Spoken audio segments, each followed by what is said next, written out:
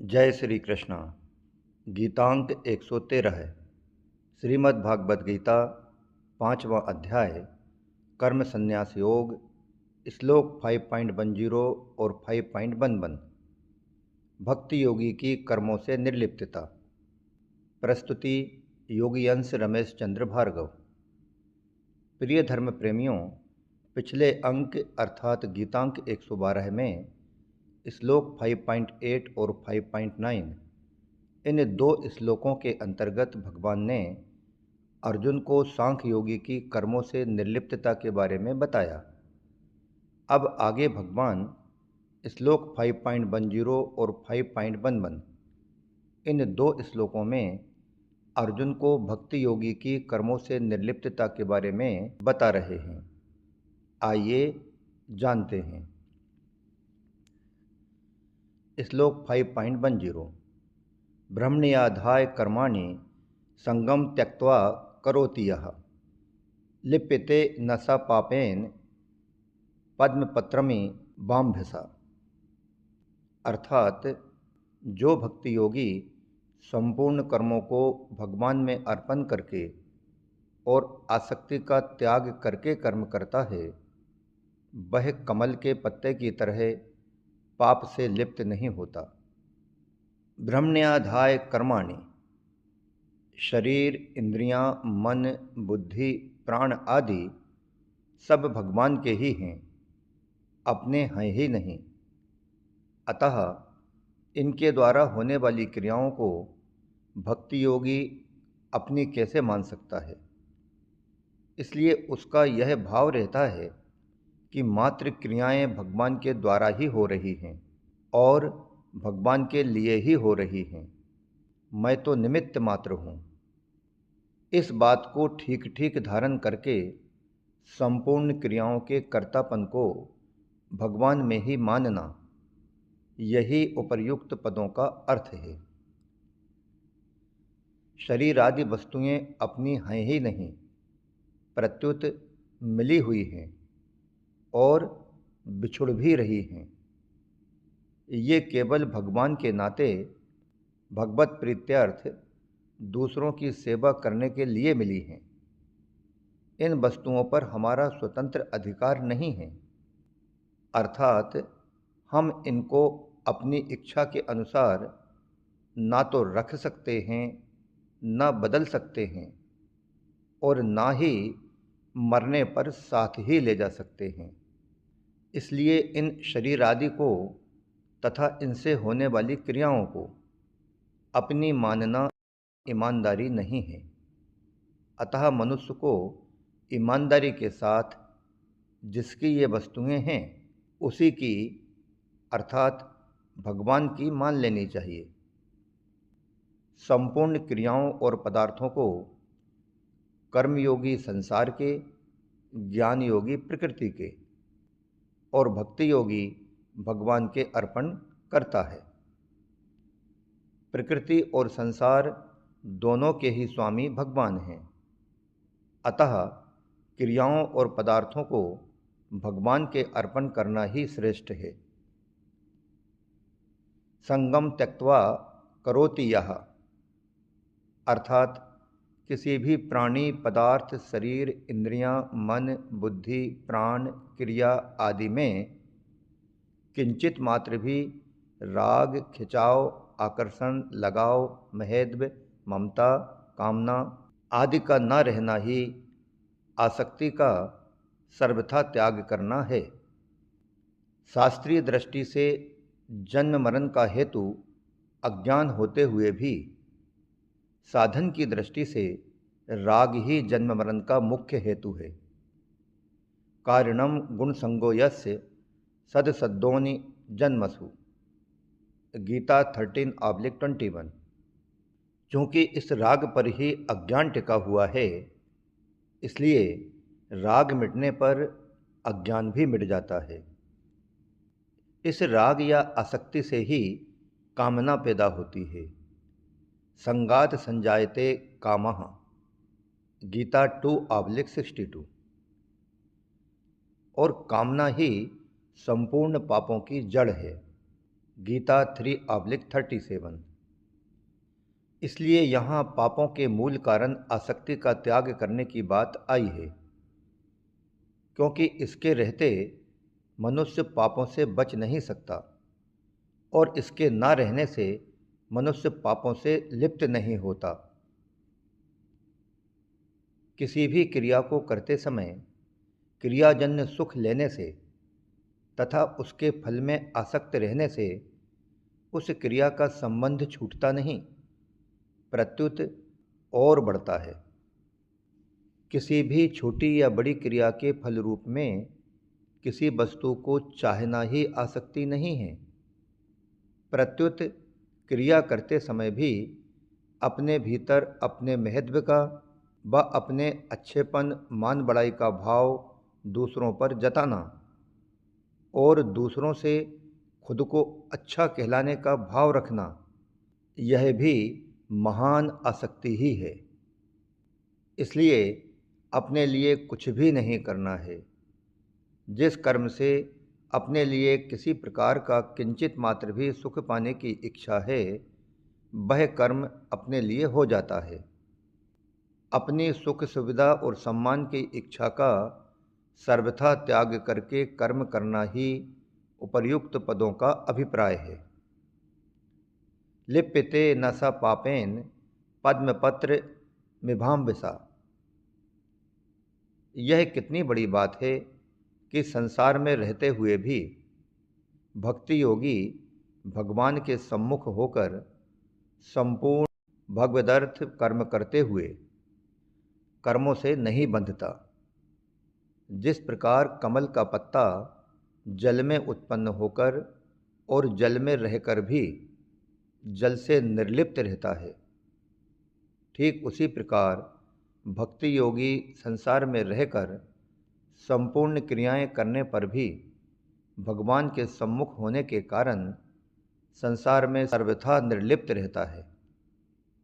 भगवान से विमुख होकर संसार की कामना करना ही सब पापों का मुख्य हेतु है।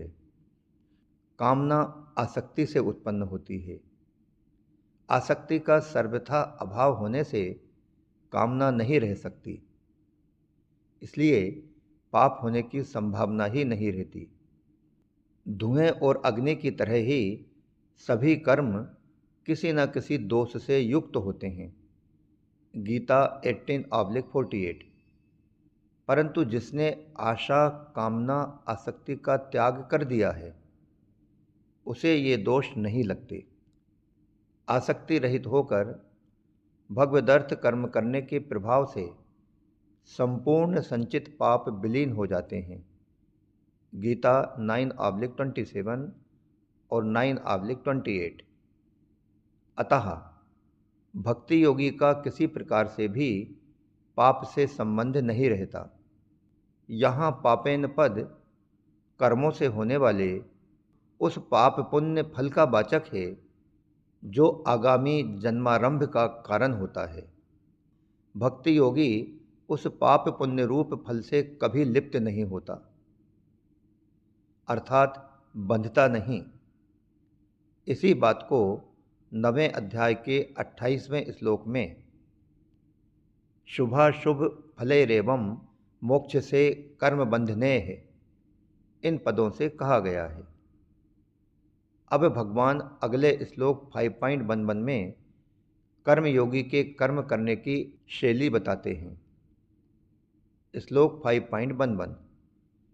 कायेन मनसा बुद्ध्या कैवलैरिन्द्रियैरपि योगिनः कर्म कुर्वन्ति संगम त्यक्त्वात्म शुद्ध ये। अर्थात कर्मयोगी आसक्ति का त्याग करके केवल इंद्रियां, शरीर, मन और बुद्धि के द्वारा अपने अंतःकरण की शुद्धि के लिए ही कर्म करते हैं। योगिनः, यहाँ योगिनः पद कर्मयोगी के लिए आया है। जो योगी भगवत अर्पण बुद्धि से कर्म करते हैं वे भक्ति योगी कहलाते हैं, परंतु जो योगी केवल संसार की सेवा के लिए निष्काम भाव पूर्वक कर्म करते हैं वे कर्मयोगी कहलाते हैं। कर्मयोगी अपने कहलाने वाले शरीर, इंद्रियां, मन आदि से कर्म करते हुए भी उन्हें अपना नहीं मानता, प्रत्युत संसार का ही मानता है। कारण कि शरीर आदि की संसार के साथ एकता है, स्वरूप के साथ नहीं। कायेन मनसा बुद्धिया केवलैरिंद्रियैरपि, अर्थात जिन शरीर, इंद्रियां, मन और बुद्धि को साधारण मनुष्य अपना मानते हैं, वे वास्तव में किसी भी दृष्टि से अपनी नहीं हैं, प्रत्युत अपने को मिली हुई हैं और बिछुड़ने वाली हैं। अतः इनको अपनी मानना सर्वथा भूल है। इन सबकी संसार के साथ स्वतः सिद्ध एकता है। विचारपूर्वक देखा जाए तो शरीर आदि पदार्थ किसी भी दृष्टि से अपने नहीं हैं। मालिक की दृष्टि से देखें तो ये भगवान के हैं, कारण की दृष्टि से देखें तो ये प्रकृति के हैं, और कार्य की दृष्टि से देखें तो ये संसार के हैं।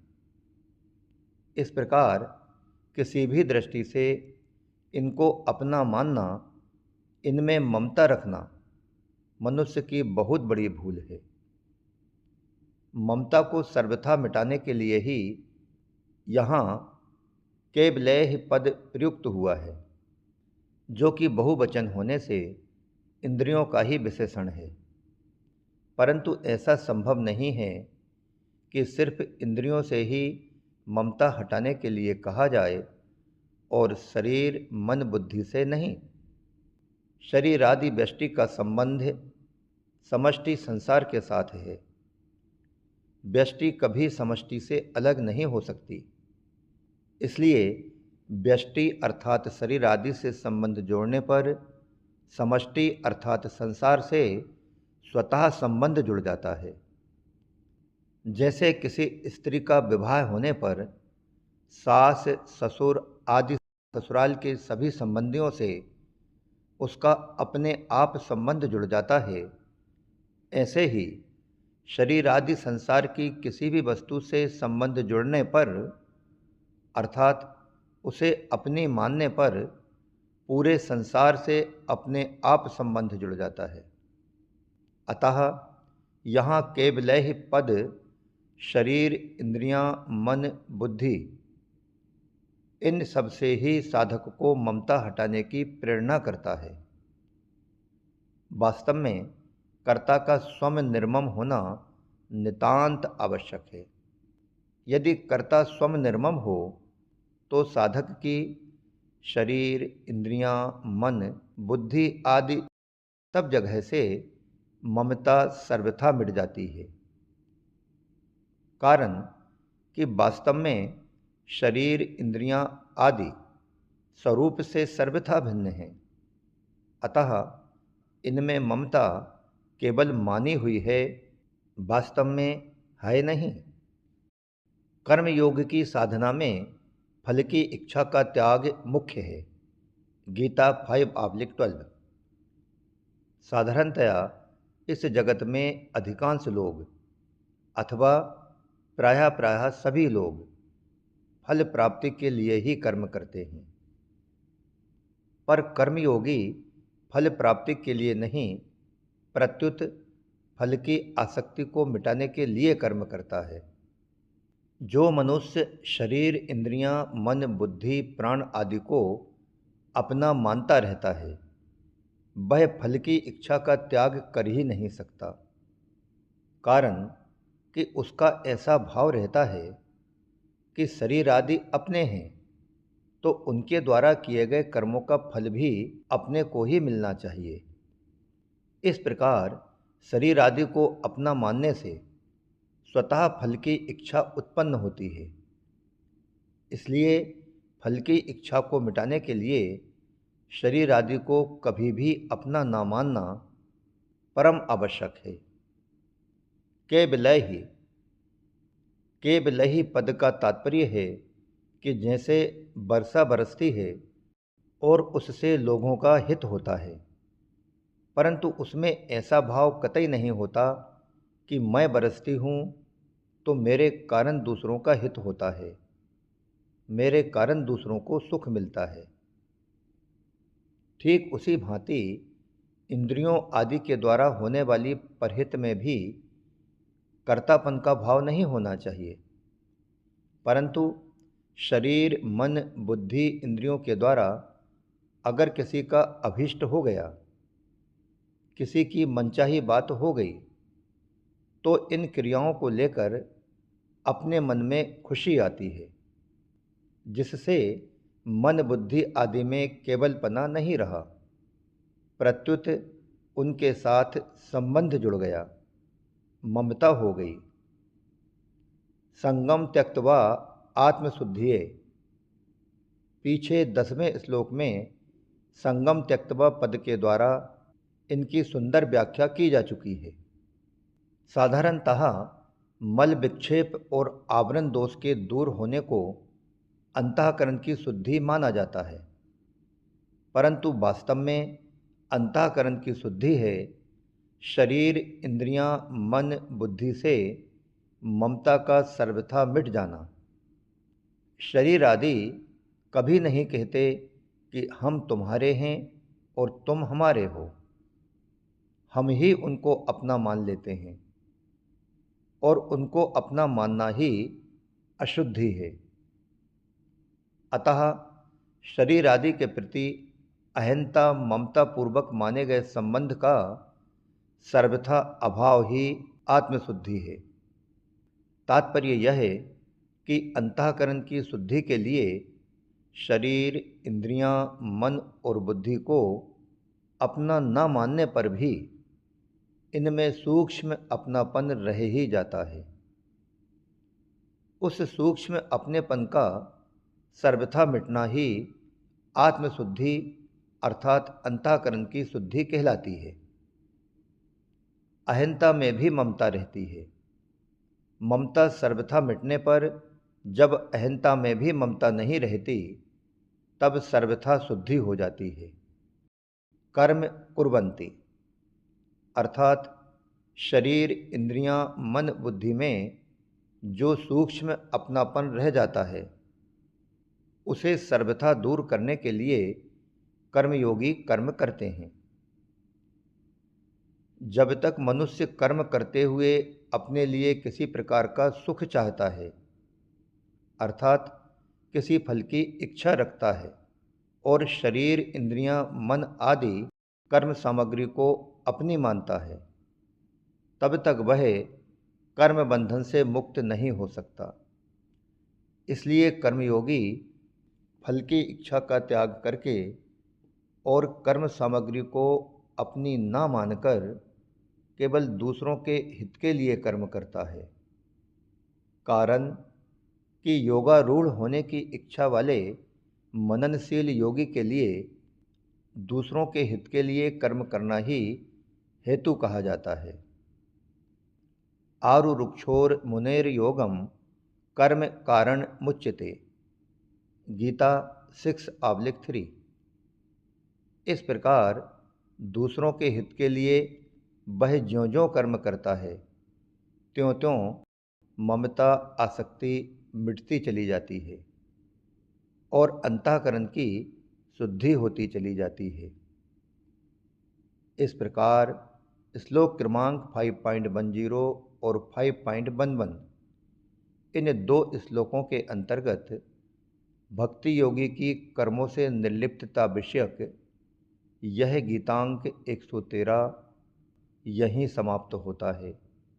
अब भगवान आगे श्लोक क्रमांक 5.12 में अर्जुन को अन्वय और व्यतिरेक रीति से कर्मयोग की महिमा का वर्णन करते हैं। इसका स्वाध्याय मनन हम अगले अंक गीतांक 114 में करेंगे। जय श्री कृष्ण। योगी अंश रमेश चंद्र भार्गव।